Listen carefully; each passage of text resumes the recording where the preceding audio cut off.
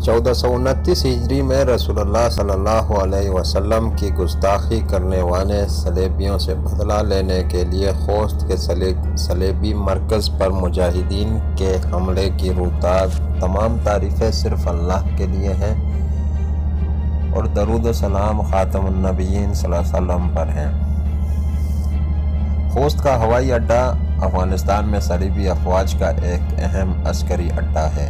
جہاں سے امریکی قیادت میں صلیبی افواج خطے میں اپنی عسکری مہمات اور خصوصاً قبائل خراسان میں جاسوسی نظام چلاتی ہے۔ اس لیے امارت اسلامیہ کے شہید جانبازوں نے اپنے نبی حبیب صلی اللہ علیہ وسلم کی شان میں گستاخی کرنے والے صلیبیوں سے توہین رسالت کا انتقام لینے کے لیے اس ہوائی اڈے پر حملہ کرنے کا منصوبہ تشکیل دیا اور اس کارروائی کو غزوہ رسول صلی اللہ علیہ وسلم کا نام دیا گیا۔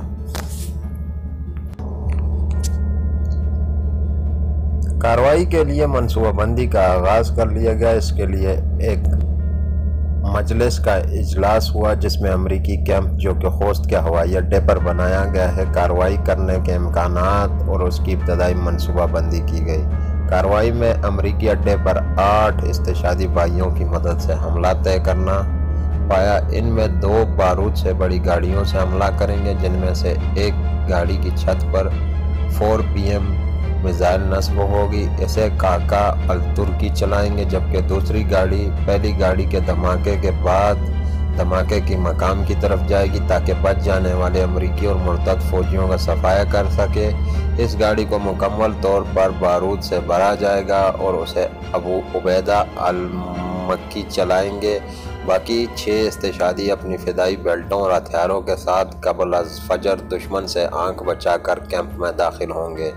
اور دونوں گاڑیوں کے دھماکوں کے بعد کیمپ میں موجود امریکیوں پر دھاوا بول دیں گے۔ اسی دوران میزائل فائر کرنے پر متعین مجموعہ BM-20 میزائلوں کی ایک بڑی تعداد کیمپ پر داغے گا۔ کارروائی کے اس ابتدائی خاکے پر اجلاس میں جائزہ لیا گیا اور اس بات کا یقین ہو جانے کے بعد کہ کارروائی میں مسلمان آبادی کو نقصان پہنچنے کا کوئی خطرہ نہیں، مجلس نے اس کی منظوری دے دی۔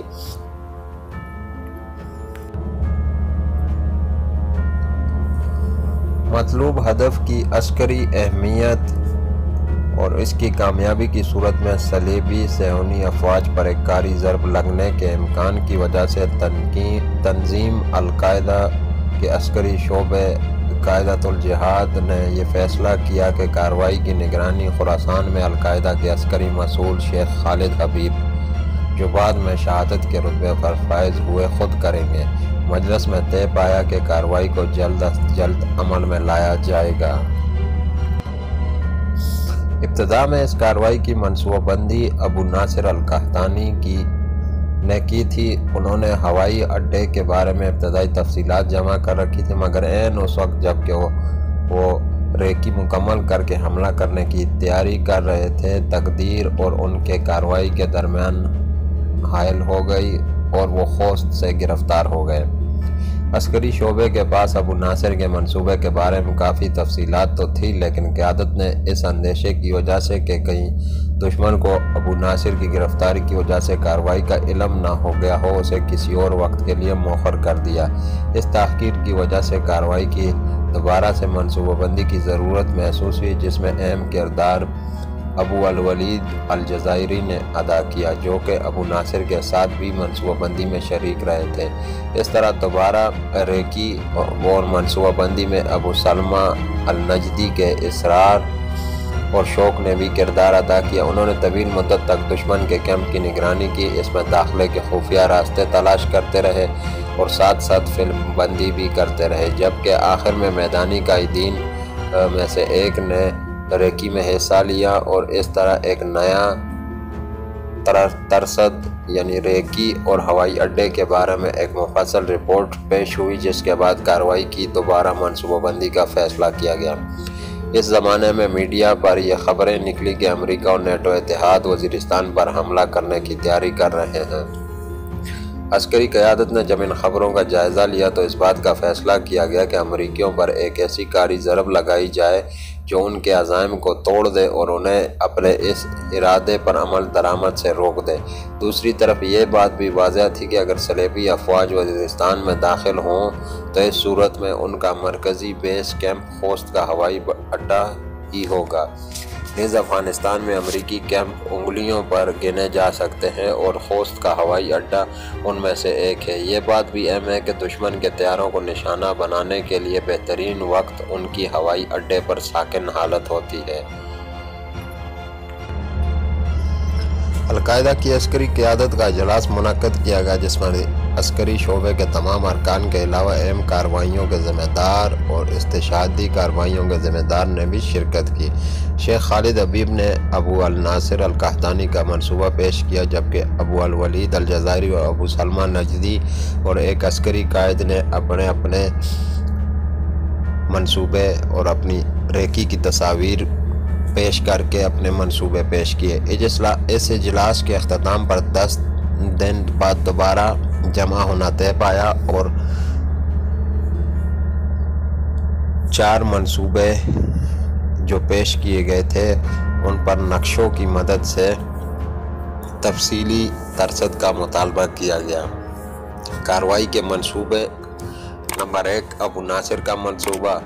فدائی بھائی جو کہ امریکی فوجی وردیاں پہنے ہوئے ہوں گے اپنے ذاتی اسلحے اور گرنیڈوں کے ساتھ حملہ آور ہوں اور بارودی مواد کے ذریعے ہیلی کاپٹروں کو تباہ کریں۔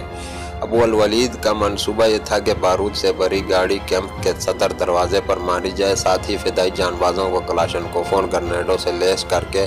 کیمپ میں داخل کیا جائے، نیز BM میزائل کیمپ پر داغے جائیں۔ ابو سلمہ کا منصوبہ: بارود سے بھری دوسری گاڑی کو دوبارہ صدر دروازے سے ٹکرایا جائے،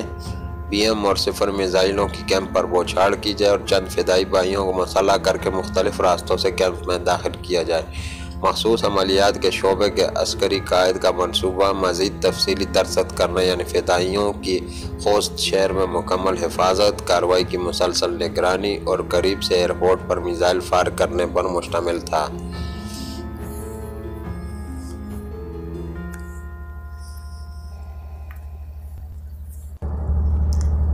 دوسرا اجتماع نئے ریکی کی صورت میں آنے والے معلومات کی روشنی میں بنائے گئے منصوبے کے مطابق ابو الولید جزائری نے صدر دروازے کے بارے میں کہا کہ یہ کیمپ 2 دروازوں پر مشتمل ہے، ان میں سے صدر دروازے پر مرتدین اور دوسرے دروازے پر امریکی فوجی تلاش لیتے ہیں۔ ان دونوں دروازوں کا درمیانی فاصلہ تقریباً 300 میٹر ہے۔ مرتدین کے دروازے سے مختلف سڑکوں پر مشتمل راستہ اس جگہ تک جاتا ہے جہاں بختربند گاڑیاں کھڑی ہوتی ہیں، اور یہ فاصلہ تقریباً 100 میٹر کا علاوہ ازیں جہازوں کے کھڑے ہونے کی جگہ آئینی باڑ سے تقریباً 100 میٹر کے فاصلے پر ہے۔ پھر مشورے سے کارروائی کا ایک نیا خاکہ ترتیب دیا گیا جس میں جدید معلومات کی روشنی میں حسب ذیل ضرورت کی تبدیلی کی جا سکتی تھی۔ وہ یہ کہ پہلے گاڑی مرتدین کے دروازے کی طرف جائے گی اور اس دروازے پر رک کر امریکیوں والے دروازے پر BM میزائل داغے گی، اس کے بعد صدر دروازے پر ہی دھماکہ کرے گی۔ پھر دوسری گاڑی بختربند گاڑیوں کی طرف جا کر وہاں پر موجود امریکیوں پر حملہ کرے گی۔ دوسری طرف فدائی بھائی امریکی فوجی وردیاں پہنے جہازوں کے کھڑے ہونے کی جگہ سے قریب امریکی فوجیوں کے خیموں کی طرف داخل ہوں گے اور دوسری گاڑی کے دھماکے کے بعد امریکیوں پر حملہ کر دیں گے، مگر یہ سب تب ہی ممکن ہو سکے گا جب وہ کیمپ کو گھیرے ہوئے آئینی باڑ کو کاٹنے میں کامیاب ہو جائیں، جو کہ ابو ناصر کے منصوبے کے مطابق ہے۔ پھر میزائل فائر کرنے پر متعین مجموعے اسی وقت اور بعد میں BM 020 میزائل کر دیں گے۔ یہ اجمالی منصوبہ مکمل ہونے سے پہلے شیخ ابو الولید نے جب میزائل گاڑی پر نصب کرنے کا مسئلہ سامنے رکھا تو اس کے فوائد اور فدائی بھائی کو نقصان پہنچنے والے ممکنہ نقصانات پر باہم تبادلہ خیال کیا گیا۔ آخرکار عسکری شعبے کے ایک رکن نے گاڑی اور پھر فدائی سمیت گاڑی پر اس کا تجربہ کرنے کا مطالبہ کیا تاکہ اگر اس کے نقصانات ہوں تو سامنے آ سکے، تاکہ نقصانات کی صورت میں اس ارادے کو ملتوی کر دیں۔ لہذا شیخ ابو الولید نے تجربہ کیا جو کہ الحمدللہ کامیاب رہا، اس لیے عسکری شعبے نے اس کی منظوری دے دی۔ منصوبہ بندی کے حتمی نکات: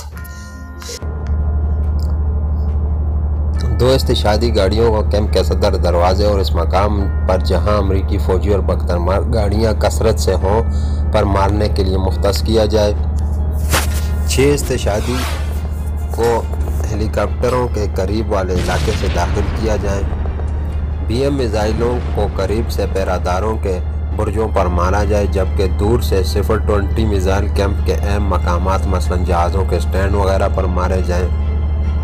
حملہ فجر کے وقت کیا جائے۔ حملہ اتوار کے روز ہو جبکہ دشمن اپنی چھٹی منا رہا ہو۔ ان کارروائیوں کی تنفیذ ایک ہی وقت میں اکٹھی ہو۔ فراہمی و ساز و سامان: عسکری قائدین میں سے ہر ایک نے کارروائی کے لیے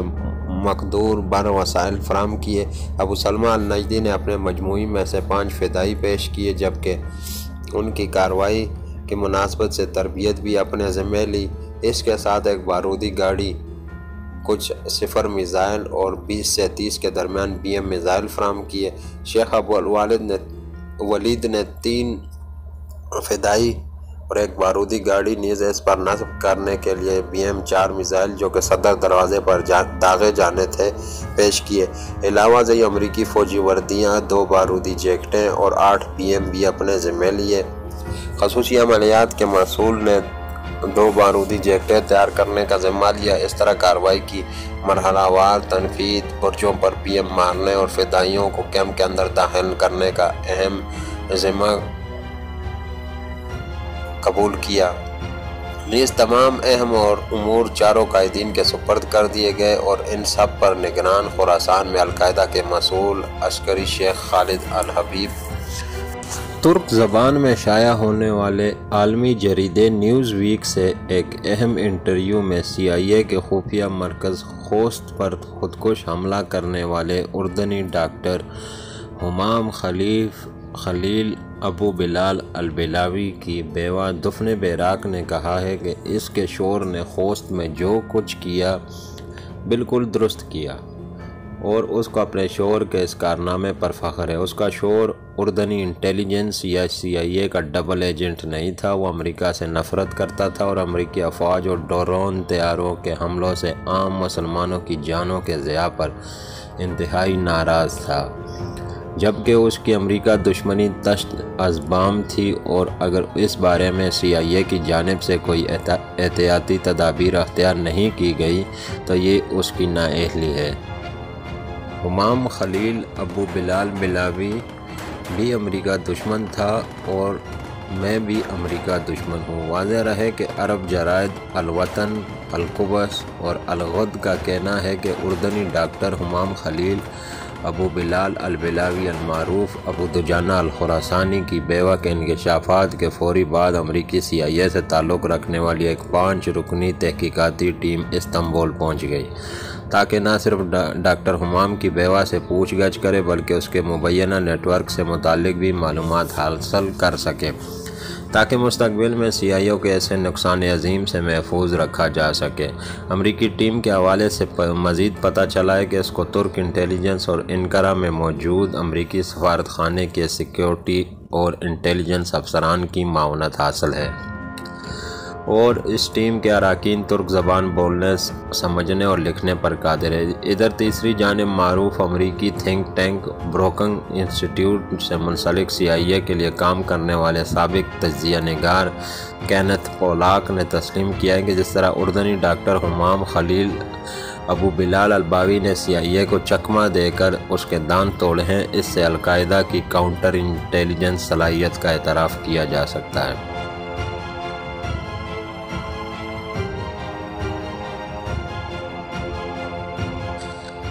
CIA کو ناقابل تلافی نقصان پہنچانے والے اردنی ڈاکٹر ہمام خلیل کی بیوہ 31 سالہ دفن بیراق نے کہا، جب اردنی انٹیلیجنس نے اس کو گرفتار کر کے CIA کے لیے کام پر مجبور کیا